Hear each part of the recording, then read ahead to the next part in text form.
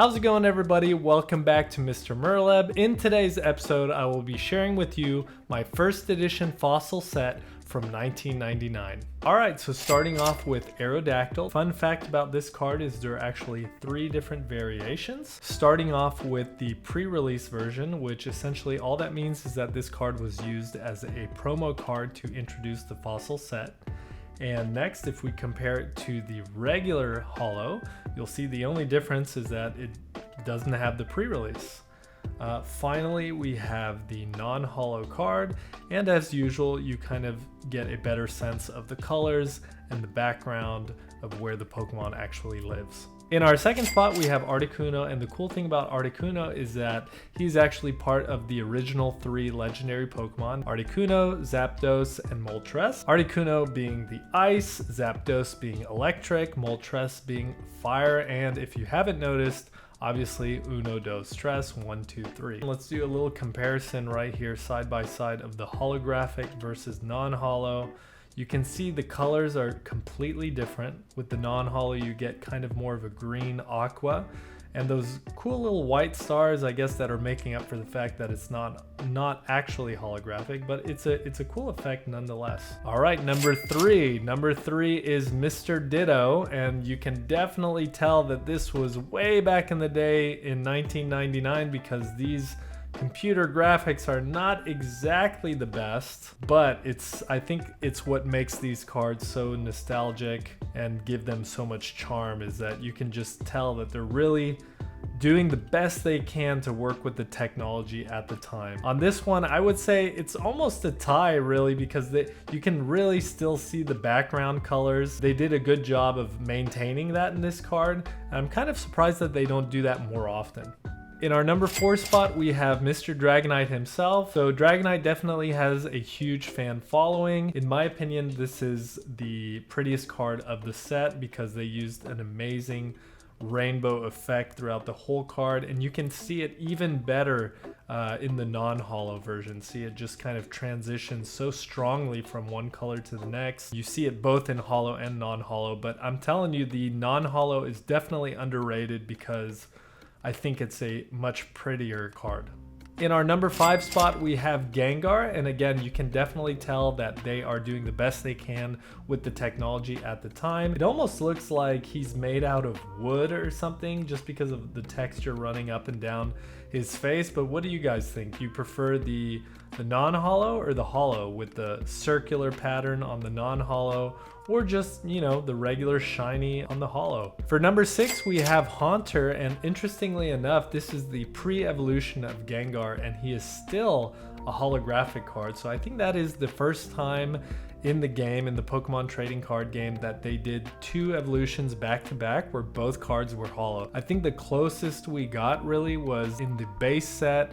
There was Pidgeotto, which was a rare non-holo, and then Pidgeot didn't come out until the jungle set, which was a holo. So they were both rare, but this is the first time that there are 2 rare holo cards. So I always thought that was really interesting. But with this one, I feel like both the holo and the non-holo are kind of tied just because of how dark the card is and that you can't really see the shine that much. They look almost identical. You can see it a little bit more in person, but the overall look and feel of the card for me are very similar.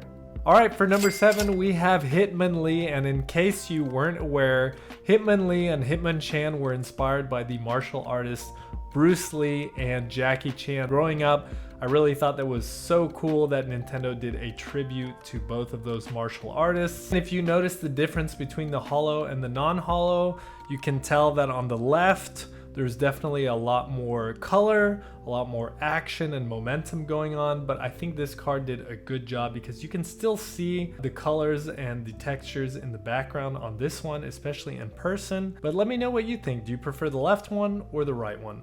In our spot for number 8, we have Hypno, and as you can notice with the dark colored holographic cards, it is much harder to see the holographic shine to them. You can still do it if you see it if you move it around like that, but overall I'd say when you compare these 2 cards, there's nothing really crazy going on in terms of colors or textures or drawings on the non-holo versus the regular holo. So I would say that these 2 are pretty much an even tie. Okay, in our number 9 spot, we have Kabutops. For me, Kabutops has always kind of reminded me of a prehistoric Scyther. I actually wonder if there's any theories out there that would say that Kabutops is just a prehistoric Scyther, just because look at those sides that the hands have. They're very similar. Now, again, if you compare the holo and the non-holo, there's a lot more going on. There's almost like a spin effect on the left side, which you can still see in the holo.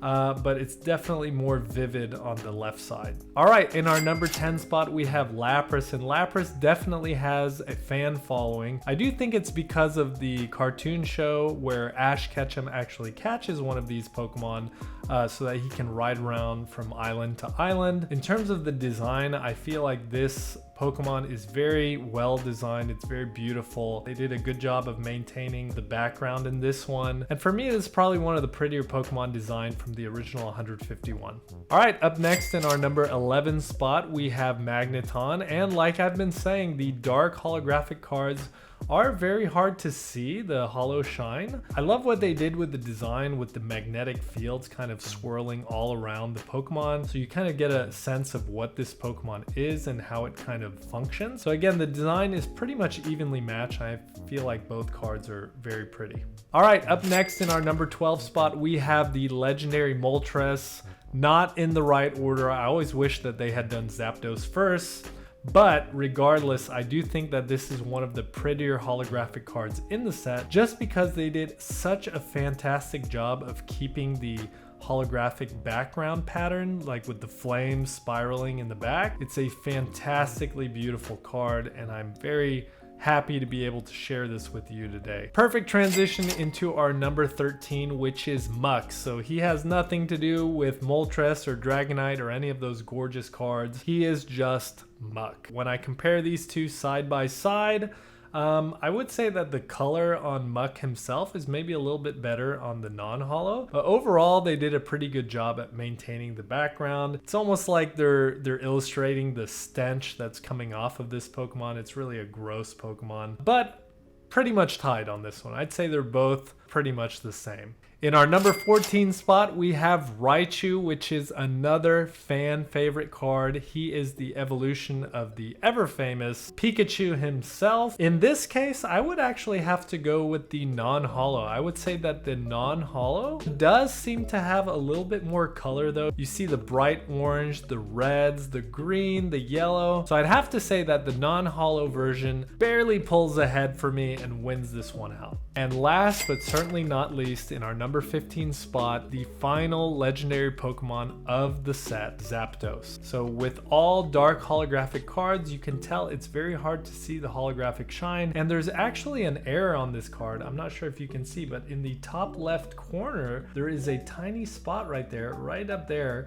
that is not holographic. So I think that is a printing error. But regardless, I do like what they were trying to do with the holographics. They made like these kind of thin silver streaks to symbolize all the electricity coming off of this Pokemon. And again, if you compare it with the non-holo, you can see it even more clearly. So which one do you think is prettier, the Air holographic Zapdos or the regular non-holo Zapdos? All right, everybody, thank you so much for watching. Let me know what you thought was the most beautiful card in the set, whether it's a holographic card or a non-holographic card. I'd love to know. And as always, peace.